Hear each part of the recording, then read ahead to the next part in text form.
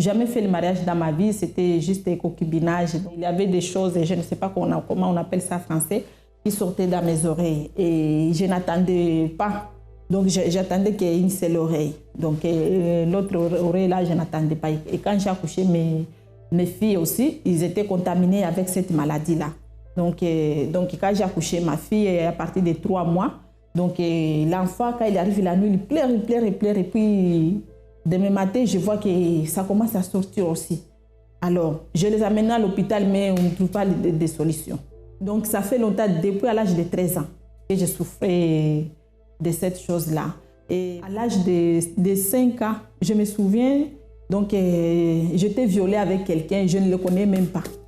Ici, c'était que comme j'étais encore petit, mais je me souviens que j'étais violée. Donc je ne connais pas les personnes là. Donc ça a été passé comme ça et je ne parlais rien à personne. Alors, donc c'était mon secret. J'ai gardé ça dans mon cœur. Je ne parlais à personne, même dans ma famille, ils ne savaient pas rien du tout. Et à l'âge de 13 ans aussi, il m'a violée. Donc c'est 2 fois. Donc quand il m'a violée, donc j'avais la haine contre lui. À partir de cela que ma vie sentimentale n'allait pas du tout. Et quand j'avais à l'âge de 16 ans, donc j'ai trouvé un homme, je suis tombée enceinte et puis on vivait avec lui. Au commencement, c'était bien. Mais après l'accouchement, les bagarres ont commencé, donc j'ai persévéré, je patientais, tout. Ça n'allait pas du tout. Le mari, même s'il avait le travail c'est fini. Donc il n'avait pas même le courage d'aller chercher d'autres travail. Donc les misères.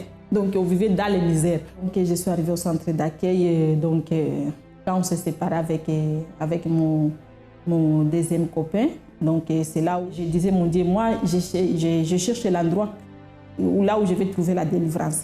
Guide-moi si je peux trouver même une église qui peut me délivrer. Donc guide-moi, mon Dieu. C'est ça qui était ma prière.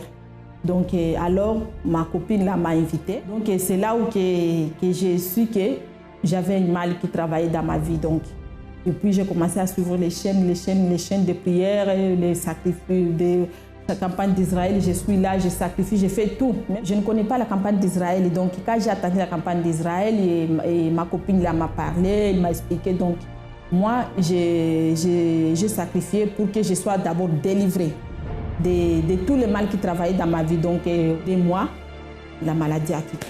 Je suis guérie complètement de ces maladies-là.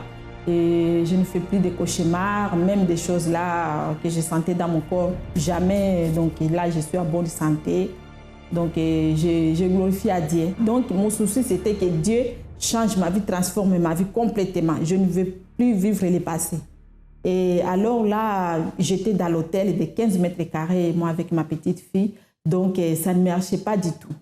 Mon dossier la première fois a été refusé. Donc, c'est là où j'ai pris le courage d'aller à la préfecture avec tous mes bagages pour qu'on puisse me donner le logement. Donc, je refusais complètement de rester à l'hôtel. Donc, là, j'ai glorifié à Dieu. Donc, ils ont signé le contrat depuis octobre 2013. Jusqu'à septembre 2015. Donc, dans ma vie financière, Dieu a déjà rétabli. Et dans ma vie sentimentale, Dieu a déjà rétabli.